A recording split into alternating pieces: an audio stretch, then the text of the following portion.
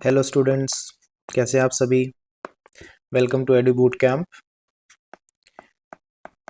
उम्मीद करता हूँ आप एकदम अच्छे होंगे और आपकी पढ़ाई लिखाई भी अच्छी चल रही होगी। तो बच्चों, आज से हम एक नया टॉपिक स्टार्ट करने वाले हैं। प्लांट फिजियोलॉजी का चैप्टर है फोटोसिंथेसिस इन हायर प्लांट्स। ठीक है, तो फोटोसिंथेसिस के बारे में हम इस चैप्टर में वो सभी बातें जानेंगे जो आपके सिलेबस के हिसाब से रिलेवेंट है और जो मुझे लगता है कि आपको अदरवाइज भी पता होनी चाहिए, वो बातें भी हम इसमें कवर करेंगे। ठीक है, तो we will cover the photosynthesis और उसके जितने भी छोटे बड़े एस्पेक्ट्स हैं जो हमें जानने ज़रूरी हैं, तो we will cover all that.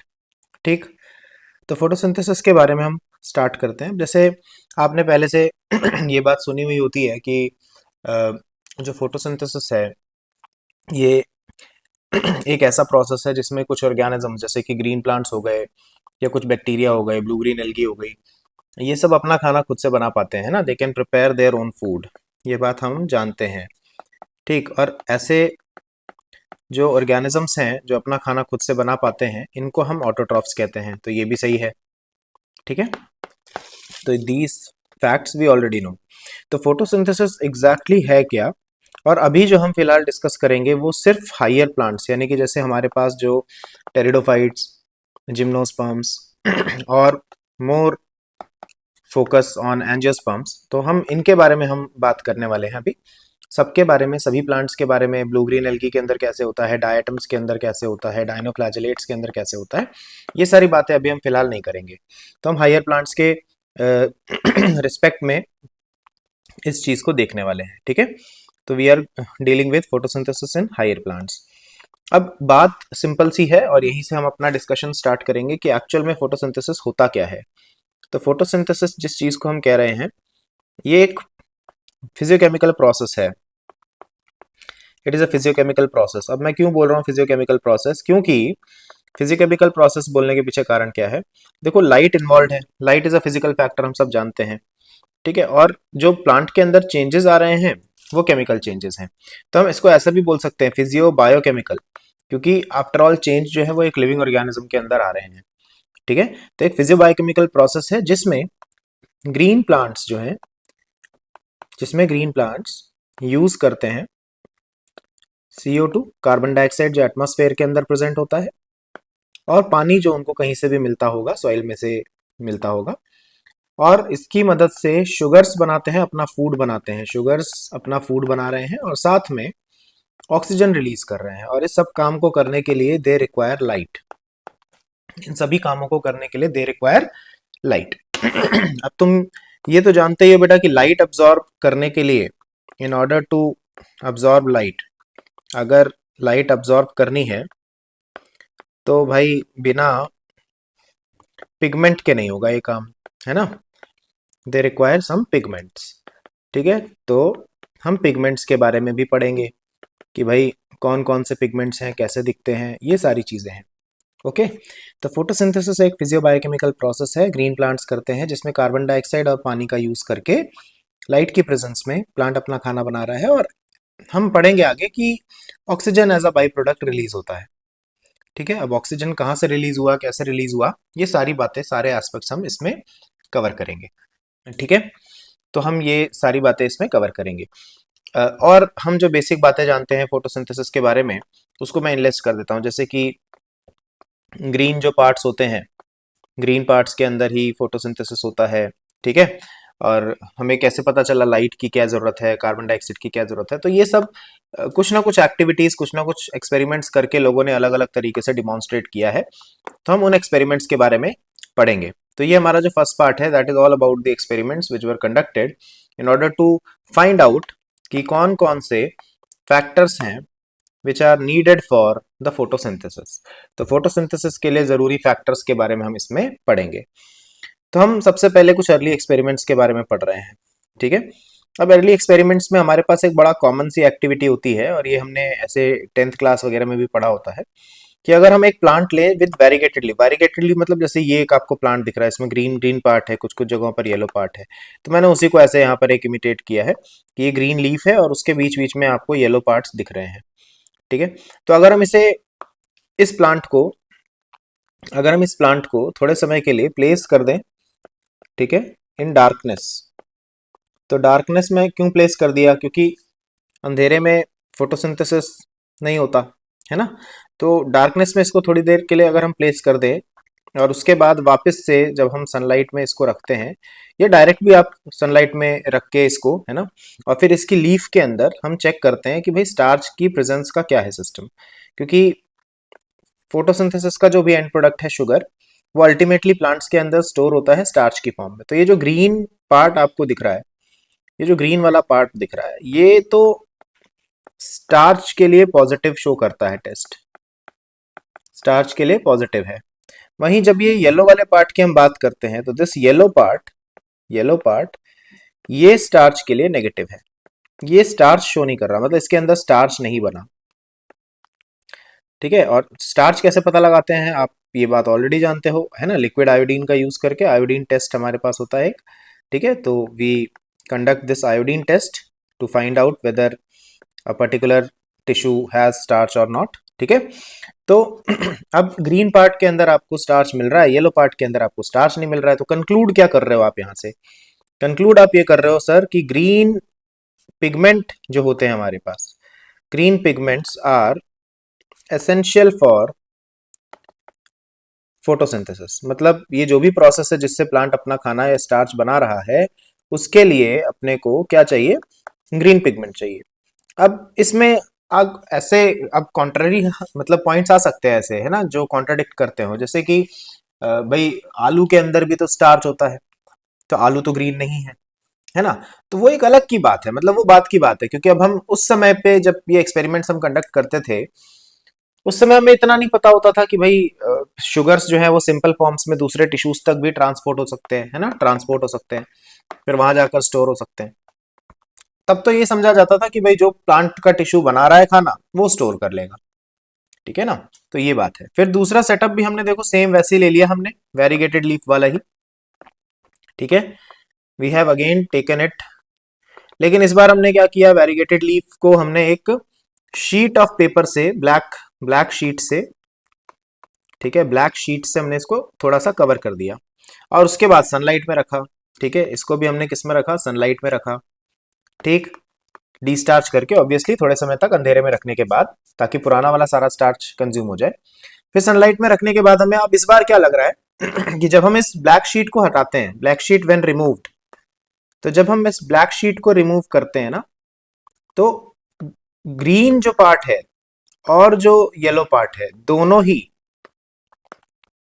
Both parts, दोनों ही पार्ट्स जो हैं वो टेस्ट नेगेटिव फॉर स्टार्च, वो दोनों ही पार्ट्स स्टार्च के लिए नेगेटिव शो कर रहे हैं, मतलब दोनों में ही स्टार्च नहीं बना। तो ये क्या इस्टेब्लिश कर रहा है भाई, what is this particular experiment establishing, this is establishing that sunlight का डायरेक्टली प्लांट के ऊपर पड़ना इज एसेंशियल फॉर फोटोसिंथेसिस, ठीक है, एसेंशियल फॉर फोटोसिंथेसिस। तो ये एक और नई चीज इस्टेब्लिश हो गई है इस एक्सपेरिमेंट से। आई रियली होप कि ये बात आपको समझ में आ रही होगी, है ना, बिल्कुल सिंपल सिंपल सी एक्टिविटीज हैं। फिर हमारे पास एक होता है which is called malls half leaf experiment. बड़ा ही इंटरेस्टिंग एक्सपेरिमेंट है भाई, ठीक है, it is a very interesting experiment, ठीक। और बड़ी इंपॉर्टेंट बात बताई इस एक्सपेरिमेंट ने हमें प्रूव करके, क्या बताया और क्या सेटअप है। तो हमने बेटा एक पॉटेड प्लांट ले लिया दोबारा से, ठीक है, हमारा बड़ा इंटरेस्ट है पॉटेड प्लांट में, तो हमने पॉटेड प्लांट ले लिया सर। और पॉटेड प्लांट जो हमने लिया है, इसकी जो लीफ है, हमने इसको इस तरीके से एक टेस्ट ट्यूब के अंदर रखा, इस तरीके से एक टेस्ट ट्यूब के अंदर रखा कि आधी लीफ तो टेस्ट ट्यूब के अंदर है और बाकी की आधी बाहर है। तो सर ऐसा क्यों करा आपने, क्योंकि इस टेस्ट ट्यूब के अंदर मैंने थोड़ा सा कॉटन रखा which is soaked in KOH, KOH solution के अंदर कॉटन को सोक करके रखा। अब ये जो KOH सॉल्यूशन है ना, इसका बड़ा प्यार होता है बेटा कार्बन डाइऑक्साइड से, तो ये कार्बन डाइऑक्साइड को उठा लेगा। अरे बात समझ, तो इस जगह पर टेस्ट ट्यूब के अंदर वाले एनवायरनमेंट में there is no carbon dioxide, CO2 is absent, while ये जो बाहर वाला एनवायरनमेंट है, यहां पर कार्बन डाइऑक्साइड प्रेजेंट है। आई रियली होप ये बात समझ में आ रही होगी। तो अंदर कार्बन डाइऑक्साइड एब्सेंट है और बाहर कार्बन डाइऑक्साइड प्रेजेंट है। तो जब हम इस लीफ को आफ्टर सम टाइम प्लग करके चेक करते हैं, ठीक है, जब हम इस लीफ को चेक करते हैं स्टार्च की प्रेजेंस के लिए, तो जो बाहर वाला पार्ट है ना, बाहर वाला जो पार्ट है ये स्टार्च के लिए पॉजिटिव टेस्ट करता है, और जो अंदर वाला पार्ट है वो स्टार्च के लिए नेगेटिव टेस्ट करता है। इसका मतलब जहां CO2 एब्सेंट है, जहां CO2 एब्सेंट है वहां स्टार्च नहीं बना, जहां बाहर CO2 प्रेजेंट है वहां स्टार्च बन रहा है। तो ये क्या इस्टेब्लिश कर रहा है, बहुत ही क्लियरली इस्टेब्लिश कर रहा है बेटा, that CO2 carbon dioxide is essential for photosynthesis. Carbon dioxide is essential for photosynthesis. तो फोटोसिंथेसिस के लिए कार्बन डाइऑक्साइड एसेंशियल है, ये इस बात को प्रूव कर रहा है। ठीक है, बड़ा बड़ा सिंपल सा एक्सपेरिमेंट है, बहुत ही सिंपल सी एक्टिविटी है। अगर थोड़ी सी कोशिश की जाए तो आई थिंक ये ऐसा एक्सपेरिमेंट है जो कि हम खुद से भी कर सकते हैं, अगर हमारे पास KOH सोल्यूशन है और एक प्रॉपर ठीक ठाक टेस्ट ट्यूब है और एक पॉटेड प्लांट है, तो we can also try this. हाँ, बट एक शर्त है, क्योंकि देखो टेस्ट ट्यूब तो काफी बड़ी सी होती है ना, तो लीफ हमें थोड़ी ऐसी इलोंगेटेड सी चाहिए होगी। अब तुम बोलो कि नहीं बिल्कुल छोटी सी लीफ है उससे हम करें, तो वो तो नहीं पॉसिबल हो पाएगा, है ना। लेकिन अगर हमारे पास थोड़ी बड़ी लीव्स वाला कोई पौधा है तो हम उसको इस टाइप के सेटअप के अंदर रख सकते हैं। ठीक है, तो दिस इज वन एक्टिविटी जो कि हाफ लीफ एक्सपेरिमेंट कहलाता है। फिर हमारे पास आता है भाई जोसेफ प्रीस्ली का बेल जार एक्सपेरिमेंट। बड़ा मजेदार एक्सपेरिमेंट था ये भी। ठीक है, बस एक आध चूहे मर गए, बस वही प्रॉब्लम थी, बाकी तो एक्सपेरिमेंट अच्छा था। अब इन्होंने क्या किया, देखो ये इस टाइप का ये जो एक अपरेटस है ना, इसको इन्होंने बेल जार बोला है ना, ये जो बेल जैसा दिखता है जार। तो इस बेल जार के अंदर इन्होंने क्या किया, एक कैंडल जलाई मस्त बढ़िया, और एक चूहे को रख दिया थोड़ा ट्रैंक्लाइज करके, ताकि ज्यादा हिले डुले ना, कैंडल ना गिराए, है ना। तो थोड़े टाइम बाद उन्होंने देखा कि ये तो एक्सटिंग्विश हो गई कैंडल, कैंडल गॉट एक्सटिंग्विश्ड। ठीक है, कैंडल तो बुझ गई भाई, और कैंडल तो बुझी, साथ में चूहा भी बुझ गया बेचारा, माइस ऑल्सो डाइड। आई बात समझ में। तो ये क्या बता रहा है, ठीक, इसके बारे में हम पढ़ते हैं। लेकिन इन्होंने सेम सेटअप दोबारा से इस्टेब्लिश किया, लेकिन इस बार उन्होंने एक बढ़िया काम क्या किया, उन्होंने इस बार एक मिंट प्लांट रख दिया, मिंट प्लांट लाके रख दिया। अब मिंट प्लांट ही क्यों रखा, ये छोटा सा प्लांट है, आसानी से रख सकते हो, आसानी से मिल सकता है, इसलिए मिंट प्लांट को लाके रख दिया। ठीक है, तुम कोई भी छोटा मोटा दूसरा प्लांट भी ले लोगे तो सेम अपना रिजल्ट आएगा, कोई ऐसी समस्या वाली बात नहीं है। तो दूसरा इन्होंने जो सेटअप बनाया उसके अंदर एक मिंट प्लांट रखा। अब मिंट प्लांट रखने के बाद भाई साहब देख रहे हैं कि भाई जो कैंडल है ना, जो कैंडल है इट बर्न्स डाउन कंप्लीटली, पूरी तरीके से ही जल रही है ये, मतलब कंप्लीटली जल रही है, और चूहा भी जो है ये ठीक ठाक जिंदा रह पा रहा है। ठीक है, इट सर्वाइव्ड। ठीक, तो इन्होंने कंक्लूड किया कि भाई रेस्पिरेशन और कंबशन से कोई तो ऐसी चीज है जो खत्म हो जाती है, और उसी चीज को, प्लीज ध्यान से सुनना, इन्होंने बताया कि कंबशन, कंबशन यानी जैसे जो कैंडल जल रही है तो दैट इज कंबशन, राइट, ये तो कंबशन ही हो गया ना बेटा। तो कंबशन से, और जो ये सांस ले रहा है बेचारा रेस्पिरेशन से, कोई ना कोई ऐसी चीज है इस पूरे सेटअप के अंदर से जो कम हो रही है, जो कंज्यूम हो रही है। और प्लांट जो होते हैं, ग्रीन प्लांट, उसी चीज को रिप्लेनिश कर रहे हैं, उसी को वापस से रिप्लेस कर रहे हैं। ठीक है, तो अब ऑब्वियस सी बात है, अब हम आज के टाइम पे जानते हैं कि भाई जो चीज ये हटा रहा है, जो चीज ये हटा रहा है कंबशन और रेस्पिरेशन, वो ऑक्सीजन है, और ग्रीन प्लांट जो है वो ऑक्सीजन ही रिलीज करते हैं। ठीक है, तो ऑक्सीजन को कंज्यूम कर रहा है ये, और ऑक्सीजन को बराबर मात्रा में ऐड कर रहा है ताकि ये लोग सरवाइव कर सके और कैंडल जल सके, ऐसा काम कर रहे हैं ग्रीन प्लांट्स, है ना। तो इसीलिए तो आजकल हम ये कंटिन्यूसली बोलते हैं ना कि भाई फॉरेस्ट को नुकसान मत पहुंचाओ, डिफॉरेस्टेशन मत करो। तो ऐसा क्यों कर रहे हैं हम, वाई, क्योंकि प्लांट्स जो हैं वो बहुत ज्यादा अमाउंट में ऑक्सीजन रिलीज करते हैं, और कार्बन डाइऑक्साइड जो रिलीज होता है रेस्पिरेशन से, कंबशन से, इसका रिजर्वायर है प्लांट। सारा का सारा CO2 तो खुद ही अब्सॉर्ब कर लेते हैं प्लांट मोस्टली। तो ये जो CO2 का एमिशन हो रहा है, कार्बन एमिशन हो रहा है, इन सबको बैलेंस आउट करना है अगर हमें, तो we need more plants, but unfortunately we don't have, ना तो इतनी जगह बची है, ना इतने जंगल बचे हैं। ठीक है, और आबादी बढ़ती जा रही है, तो बहुत समस्या है भाई। ठीक है, तो ये हमारा बेल जार एक्सपेरिमेंट है, बड़ा प्यारा सा सिंपल सा एक्सपेरिमेंट है। फिर हमारे पास एक और एक्सपेरिमेंटल सेटअप है बेटा, जॉन इंगेनहाउस का एक्सपेरिमेंट है। इन्होंने भाई साहब ने एक एक्वेटिक प्लांट लिया, इन्होंने भाई साहब ने एक एक्वेटिक प्लांट लिया। एक्वेटिक प्लांट वैसे तो कुछ भी ले सकते हो तुम, लेकिन छोटा सा एक प्लांट होता है हाइड्रीला। तो ये हाइड्रीला प्लांट लिया और इस हाइड्रीला प्लांट को इन्होंने सेटअप में रखा, और जब इस सेटअप को, इस पूरे सेटअप को वो लाइट की प्रेजेंस में रखते थे, जब वो लाइट की प्रेजेंस में इसको रखते थे, तो उन्होंने ऑब्जर्व किया कि इस हाइड्रीला का जो ग्रीन पार्ट है, वहां से आप अगर इसे देखें तो ऐसे छोटे छोटे बबल्स निकल रहे हैं। तो जो ग्रीन पार्ट है वहां से ऐसे बबल्स निकल रहे हैं, और बाद में पता लगा कि ये बबल्स ऑक्सीजन गैस के हैं। आई बात समझ में? तो these are oxygen bubbles, O2 gas है ये। लेकिन O2 गैस निकल कब रही है? सिर्फ लाइट में। जब इसी सेम सेटअप को इन्होंने डार्कनेस में रखा, when this same setup was placed in dark, तो डार्क में जब रखा, when there was no light, तो उन्होंने ऑब्जर्व किया कि ऑक्सीजन गैस भी रिलीज नहीं हो रही है। ओके, तो सर प्रूव क्या कर रहा है ये एक्सपेरिमेंट? ये एक्सपेरिमेंट ये प्रूव कर रहा है भाई सिंपल, कि ये जो भी प्रोसेस है ये जो भी प्रोसेस है जिसमें ऑक्सीजन रिलीज होती है, ये ऑक्सीजन रिलीज करने वाला प्रोसेस लाइट डिपेंडेंट है। मतलब जब तक रोशनी पड़ेगी तब तक होगा, लाइट पड़नी बंद हो जाएगी, प्लांट ऑक्सीजन रिलीज करना बंद कर देगा। ये सिंपल कंक्लूजन था, ठीक है, कि दिस ऑक्सीजन का रिलीज वाला जो ये पार्ट है, ठीक है, release of oxygen is light dependent. ये जो भी प्रोसेस है जिससे ऑक्सीजन आता है वो लाइट डिपेंडेंट होती है, ठीक है ना। तो ये इनका सिंपल सा कंक्लूजन था। तो ऑब्वियस सी बात है, देखो ऑक्सीजन तभी आ रहा है जब फोटोसिंथेसिस हो रहा है, फोटोसिंथेसिस के लिए लाइट चाहिए अपने को, ठीक है। तो फोटोसिंथेसिस के लिए लाइट चाहिए, ये तो हमने पहले ही प्रूव कर लिया था ना, ये ला यहां पर, इस जगह पर, यहां पर।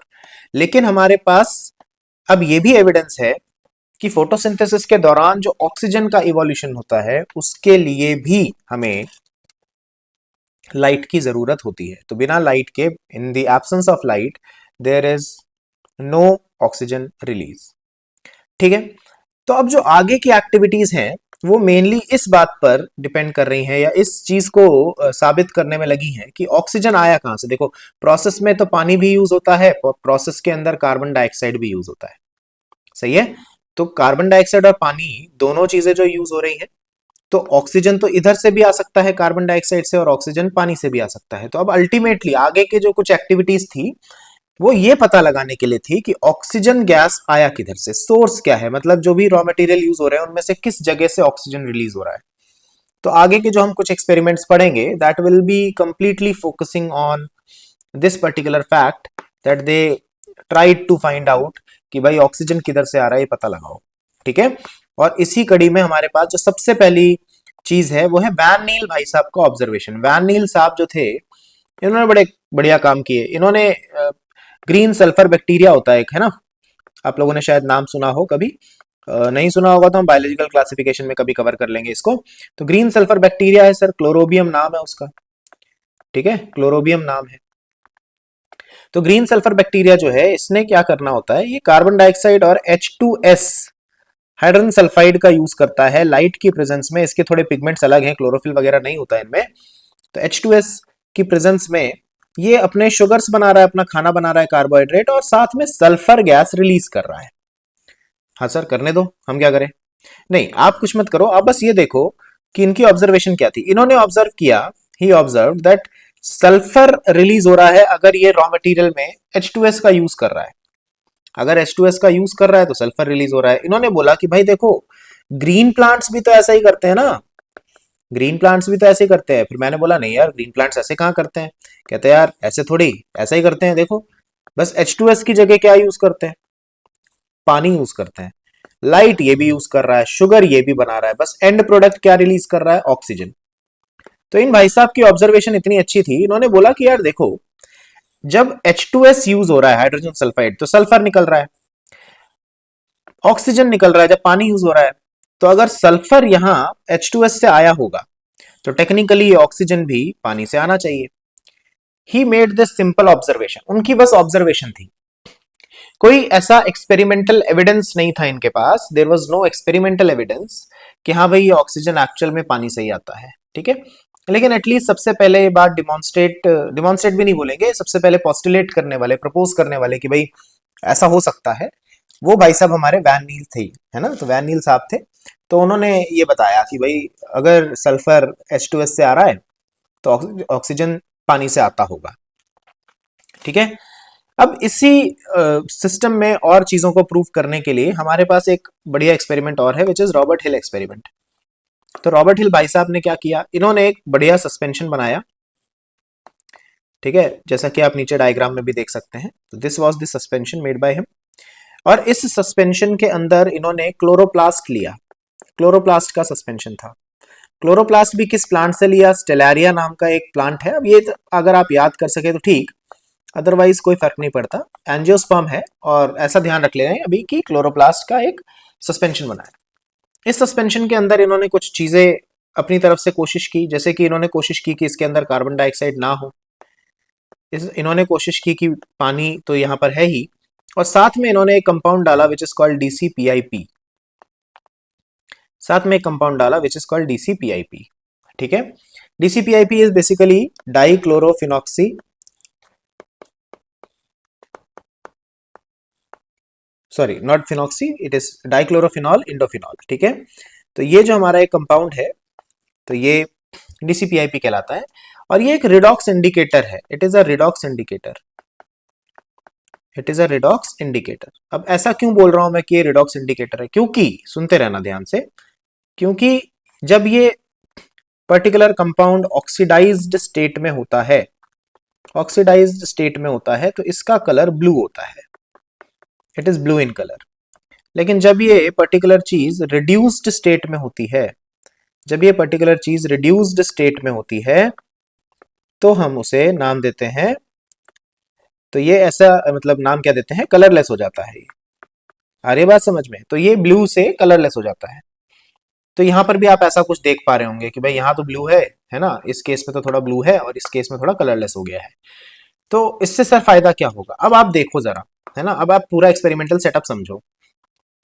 हमारे इस सिस्टम के अंदर, इसके अंदर ये जो हमने डाल रखी है ये क्लोरोप्लास्ट है, ठीक है, ये क्लोरोप्लास्ट है। और इस क्लोरोप्लास्ट को अगर आप देखें और इस सिस्टम को अगर आप देखें, तो यहाँ पे पानी तो है लेकिन CO2 नहीं है, कार्बन डाइऑक्साइड नहीं है। और अगर कार्बन डाइऑक्साइड नहीं है, तो अगर ऑक्सीजन का release, if oxygen is released from carbon dioxide, तो इस केस में ऑक्सीजन नहीं आना चाहिए। लेकिन जैसे ही हम इस पूरे सिस्टम को लाइट के अंदर रखते हैं, लाइट की प्रेजेंस में रखते हैं, हम ऑब्जर्व करते हैं कि भाई यहाँ पर छोटे छोटे बबल्स आ रहे हैं, यहाँ पर छोटे छोटे बबल्स आ रहे हैं, और ये छोटे छोटे बबल्स जो हैं किस गैस के हैं, तो ये ऑक्सीजन गैस के हैं। और फिर हम थोड़ी टाइम बाद एक और चीज देखते हैं, एक और चीज क्या ऑब्जर्व करते हैं हम, कि इसका जो कलर है वो ब्लू से बदल के कलरलेस हो गया। अभी तो ब्लू दिख रहा है सस्पेंशन, अभी थोड़ी देर में ये कैसा हो गया भाई, कलरलेस हो गया। तो ठीक है सर, प्रूव क्या कर रहा है ये, आप बताओ, सोच के बताओ।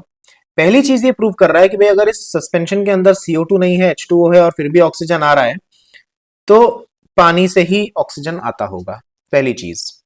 दूसरी बात ये कि पानी इस प्रोसेस में कर क्या रहा है, पानी ने देखो जब अपना ऑक्सीजन रिलीज किया ना, पानी ने जब अपना ऑक्सीजन रिलीज किया, तो DCPIP जो कि ऑक्सीडाइज स्टेट में था, ब्लू था पहले, देखो है ना, इट वाज ब्लू, और पानी ने अपना ऑक्सीजन रिलीज कर दिया, तो पीछे हाइड्रोजन रह गया होगा, वो हाइड्रोजन DCPIP को मिल गया। तो वो जो हाइड्रोजन DCPIP को मिला, उसकी वजह से बेचारा रिड्यूस हो गया, और रिड्यूस होकर कलरलेस हो गया। तो बेसिकली हम ये प्रूव कर पा रहे हैं इस एक्सपेरिमेंट से कि जो पानी है ना, वहीं से ऑक्सीजन आता है। और दूसरी बात कि वाटर जो इस पूरे प्रोसेस के अंदर यूज हो रहा है, वो एक्ट करता है एज अ रिड्यूसिंग एजेंट, अपना हाइड्रोजन डोनर है, वो अपने हाइड्रोजन डोनेट कर रहा है, ठीक है। और तुम्हें पता है कि भाई किसी भी चीज के अंदर अगर हाइड्रोजन का एडिशन होगा, अगर कोई हाइड्रोजन गेन करेगा, तो वो रिड्यूस हो जाएगा, तो it is a reducing agent, ठीक है, it act as a hydrogen donor. तो ये बातें हमें समझ में आती हैं इस पर्टिकुलर एक्सपेरिमेंट से। अच्छा, अब एक आध बातें और है, जैसे यहाँ पर हमने DCPIP लिया है, तो यहाँ पर इसका मतलब पानी का जो हाइड्रोजन है वो अल्टीमेटली DCPIP के पास गया है, ये मतलब हुआ ना। तो जो भी कंपाउंड हाइड्रोजन एक्सेप्ट करेगा, which ever compound accept hydrogen, तो जो भी हाइड्रोजन एक्सेप्टर होता है हमारा, उसे हम बोलते हैं हिल ऑक्सीडेंट। क्योंकि रॉबर्ट हिल ने किया था ये एक्सपेरिमेंट, तो हमने उसको नाम क्या दे दिया बेटा, we call it Hill oxidant. तो हम इस प्रोसेस में कौन कौन से हिल ऑक्सीडेंट यूज कर सकते हैं, जैसे DCPIP तो हम यूज कर ही सकते हैं, हम क्रोमेट्स और डाइक्रोमेट्स का भी यूज कर सकते हैं, वी कैन यूज क्रोमेट्स, डाइक्रोमेट्स, ठीक है, क्योंकि ये सब भी रिडॉक्स इंडिकेटर की तरह काम करते हैं, हम प्रोसेस में ये सब यूज कर सकते हैं। फेरिफेरोसाइनाइड, ठीक है, ये भी एक रिडॉक्स इंडिकेटर है, ठीक है ना। इसके अलावा हमारे पास और क्या चीज होती है, क्विनोलोन्स होते हैं, ये सब है। लेकिन सर एक्चुअल में जब प्रोसेस होता है तो हम वहां पे थोड़ी ना डीसीपीआईपी होता है। जब ये प्लांट के अंदर जब ये प्रोसेस हो रहा होता है, ये पूरा प्रोसेस जब ये हाइड्रोजन डोनेट करेगा, ऑक्सीजन रिलीज होगा, तब थोड़ी ना वहां पर डीसीपीआईपी है। डीसीपीआईपी तो हमने अपने एक्सपेरिमेंटल सेटअप में डाला है। एक्चुअल प्लांट के अंदर, एक्चुअल प्लांट के अंदर ये किधर जाता है हाइड्रोजन, तो वो चीज है that is called a natural hill oxidant. क्या बोलते हैं उसे, नेचुरल हिल ऑक्सीडेंट। मैंने क्या बोला समझ में आया, एक्चुअली जहां ये जा रहा होगा हम उसको नाम देते हैं नेचुरल हिल ऑक्सीडेंट। तो हम ये भी पढ़ लेते हैं कि नेचुरल हिल ऑक्सीडेंट क्या है, ठीक है। तो what is a natural hill oxidant, तो नेचुरल हिल ऑक्सीडेंट होता है एक compound which is NADP। NADP नाम का एक कंपाउंड है, यही फाइनली हाइड्रोजन को एक्सेप्ट करता है, और ये नेचुरल हिल ऑक्सीडेंट एक्चुअल में NADP ही होता है। This was first found by, this was discovered by 2 people, ठीक है, एक तो वर्चो एंड दूसरे ओकोवा, ठीक है। तो इन लोगों ने ये डिस्कवर किया था कि नेचुरल हिल ऑक्सीडेंट जो है वो NADP प्लस है, यानी कि जब ये प्रोसेस नेचुरली होगा प्लांट के अंदर, तो उस टाइम पर ये जो हाइड्रोजन रिलीज हुआ है पानी से, वो हाइड्रोजन किसके पास जाएगा, NADP के पास, और NADP फिर NADPH बन के रिड्यूस हो जाएगा, ठीक है। तो इट विल बिकम रिड्यूस्ड। तो ये हमारा एक सिंपल सा और एक्सपेरिमेंट है, ठीक है। इसके अलावा we have one more experiment जो यही प्रूव करता है कि भाई अल्टीमेटली कहां से आता है ऑक्सीजन। तो ये एक बहुत ही सटीक प्रूफ है, और ये रूबेन और कैमन ने किया था। This particular experiment was conducted by Ruben and Kamen, ठीक है। तो इनका भी नाम थोड़ा ध्यान रख लेना। अब रूबेन एंड कैमन जो भाई साहब हैं, ये दोनों ने, इन्होंने क्या किया, इन्होंने रेडियो एक्टिव लेबलिंग का यूज किया। दे यूज रेडियो एक्टिव लेबलिंग। अब रेडियो एक्टिव लेबलिंग का तो ऐसा है ना बेटा कि ये प्रोसेस कई जगह यूज हुआ है। अब इन्होंने देखो सिंपल सा प्रोसेस यूज किया, इन्होंने पानी जो लिया उसका ऑक्सीजन कैसा था, तो रेडियो एक्टिव था, O18। लेकिन जो CO2 इन्होंने लिया, दैट कार्बन डाइऑक्साइड का oxygen was very normal isotope.